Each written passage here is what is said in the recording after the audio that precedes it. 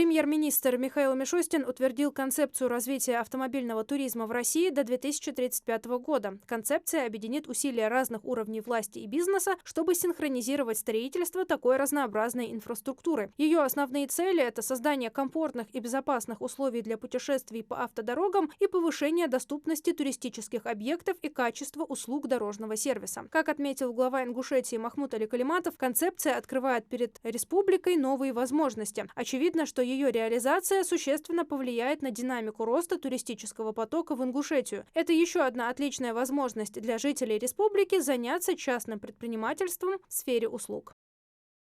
В Ингушетии к приему детей готовят детские летние лагеря, в том числе и Арзи. Его открытие после масштабной реконструкции планируется до конца мая, сообщил глава республики Махмут Али Калиматов. Глава считает, что система детского отдыха должна быть выстроена таким образом, чтобы в ней сочетались физкультурно-оздоровительная, образовательная, познавательная, трудовая и творческая деятельности. В этих целях лагерь привели в соответствии с современными стандартами и требованиями. Теперь он сможет принять летом почти 430 детей в одну смену. Ранее здесь могли отдыхать только 300 человек.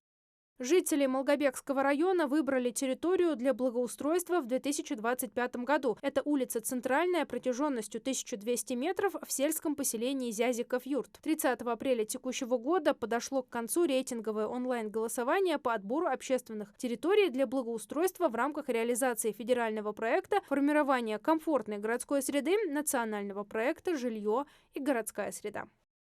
В Ингушетии начался окружной этап военно-спортивных игр для детей. 6-7 мая в рамках мероприятия «Защитники будущего» по нацпроекту образования регион принимает у себя более 200 активистов из различных регионов СКФО. «Защитники будущего» – место обмена опытом и знаниями в области военной подготовки и патриотизма. Также дети развернут самое большое знамя Победы совместно с представителями Кавказского автопробега «Знамя Победы». Президент России Владимир Путин до инаугурации проведет встречу с членами правительства. Кабмин 7 мая, согласно Конституции, сложит полномочия перед вступающим на новый срок главой государства. Перед прошлой инаугурацией в 2018 году президент проводил встречу с уходящим правительством 6 мая.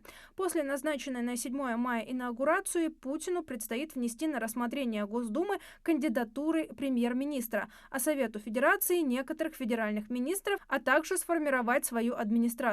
Кроме того, на 8 мая назначен саммит Евразийского экономического союза, а 9 мая президент России примет участие в праздновании Дня Победы.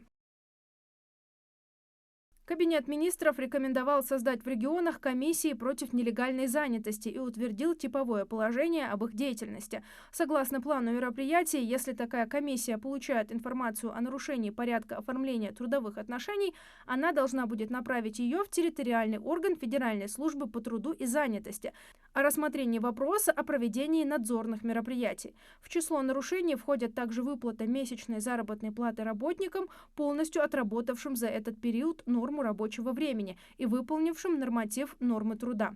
В число нарушений входит также выплата месячной заработной платы работникам, полностью отработавшим за этот период норму рабочего времени и выполнившим нормы труда ниже установленного минимального размера оплаты труда.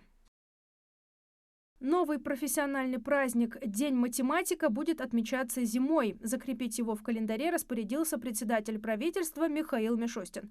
Праздничной датой предлагается сделать 1 декабря, день рождения выдающегося русского математика Николая Ивановича Лобачевского. Подписанным распоряжением Министерству просвещения поручено в 2-месячный срок закрепить принятое решение необходимым нормативным правовым актом. Это предложение впервые прозвучало в ходе Всероссийского съезда учителей и преподавателей математики, который прошел в МГУ в ноябре 2023 года и было поддержано его участниками.